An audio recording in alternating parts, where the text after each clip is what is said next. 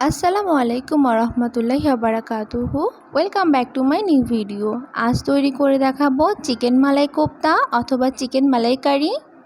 আর এই কোপ্তাটি তৈরি করা যেমন সহজ, খেতে তেমন ভীষণই মজাদার।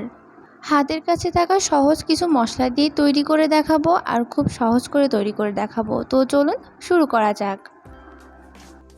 এর জন্য প্রথমে একটা ব্লেন্ডার জার নিয়ে এর মধ্যে 10 থেকে 12টা কাজু বাদাম, 2 টেবিল চামচ পেঁয়াজ বেরেস্তা এবং 1/3 কাপ পরিমাণ টক দই। এখানে টক দইয়ের বদলে আপনারা গুঁড়া দুধটা ব্যবহার করতে পারেন। এখন এই সবগুলো উপকরণকে একটা স্মুথ পেস্ট তৈরি করে নিব। পেস্টটা তৈরি করা হয়ে গেলে এখানে আমি চিকেন নিয়েছি। এখানে চিকেনের 2টা ব্রেস্ট পিস নিয়েছি। এখন এর মধ্যে দিব 3 চামচ ব্রেড ক্রাম্বস, 2 চামচ ভাজা বেসনটা আমি হালকা একটু ভেজে নিয়েছি। এখন দিব 2-3টা কাঁচামরিচ, 1 চামচ আদা রসুন বাটা, হাফ চামচ গরম মশলা, হাফ চামচ জিরা গুঁড়া, হাফ চামচ ধনিয়া গুঁড়া, হাফ চামচ লাল মরিচের গুঁড়া, সামান্য একটু হলুদ গুঁড়া এবং পরিমাণ মতো লবণ দিয়ে এখন এইগুলোকে ব্লেন্ডার করে নিয়েছি। এখন এই চিকেনটা দিয়ে ছোট ছোট বল করে নিব।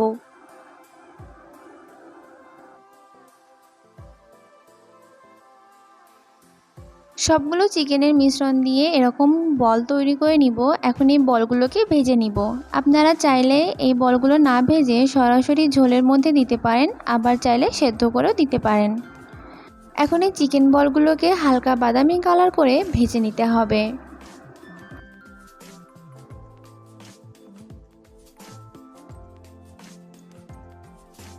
ভাজা হয়ে গেলে সবগুলো কোপ্তার বল উঠিয়ে নিব।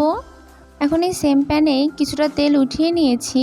এখন এর মধ্যে দিব 1 চামচ ঘি এবং কিছু গোটা গরম মশলা দিয়ে মশলাগুলো ভেজে নিব। ভাজা হয়ে গেলে দিব পেঁয়াজ কুচিটাও হালকা একটু ভেজে নিব। এখন এর মধ্যে দিব হাফ টিস্পুন আস্ত জিরাটা দিয়ে আবারও কিছুক্ষণ এটাকে ভেজে নিতে হবে। এখন দিব 1 টেবিল চামচ আদা রসুন বাটা, 1 চামচ জিরা গুঁড়া, পরিমাণ মতো লবণ, হাফ টিস্পুন লাল মরিচের গুঁড়া, 1/3 টিস্পুন হলুদের গুঁড়া। আমি এখানে ধনিয়া গুঁড়াটা দিতে ভুলে গিয়েছিলাম, তাই পরবর্তীতে ব্যবহার করেছি। দিয়েছি হাফ টিস্পুন ধনিয়া গুঁড়া দিয়ে এই মশলাগুলোকে একটু কষিয়ে নিব। 2 থেকে 3 মিনিট কষানো হয়ে গেলে তৈরি করে রাখা বাদাম বাটাটা এর মধ্যে দিয়ে দিব এবং বাটি ধুয়ে একটু পানি এর মধ্যে দিয়ে দিব। এখন এই সবগুলো মশলাকে খুব ভালো করে মিশিয়ে কিছুক্ষণের জন্য কষিয়ে নিব।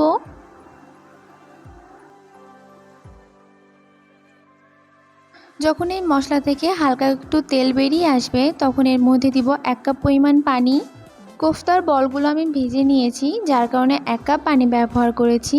আপনারা যদি চান এই ঝোলের মধ্যে সরাসরি দিতে তাহলে এখানে 1.5 কাপ পানি ব্যবহার করতে পারেন। এখন ভেজে রাখা কোফতার বলগুলো দিয়ে দিব। এখন এর মধ্যে দিব 2 থেকে 3টা কাঁচামরিচ দিয়ে ঢাকনা দিয়ে কিছুক্ষণ এটাকে রান্না করে নিব। 5 থেকে 6 মিনিট পর ঢাকনাটা উঠিয়ে নিয়েছি। আর এই কোফতার মধ্যেকার পানি অনেকটা শুকিয়ে এসেছে। এখন এর মধ্যে দিব ফ্রেশ ক্রিম।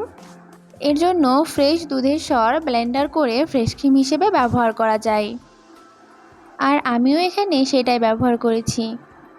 এখন দিব সামান্য একটু গরম মশলার গুঁড়া দিয়ে খুব ভালো করে মিশিয়ে নিব। আমাদের এই কোফতার গ্রেভিটা অনেকটা ঘন হয়ে এসেছে, এটা আরও একটু ঘন করতে হবে।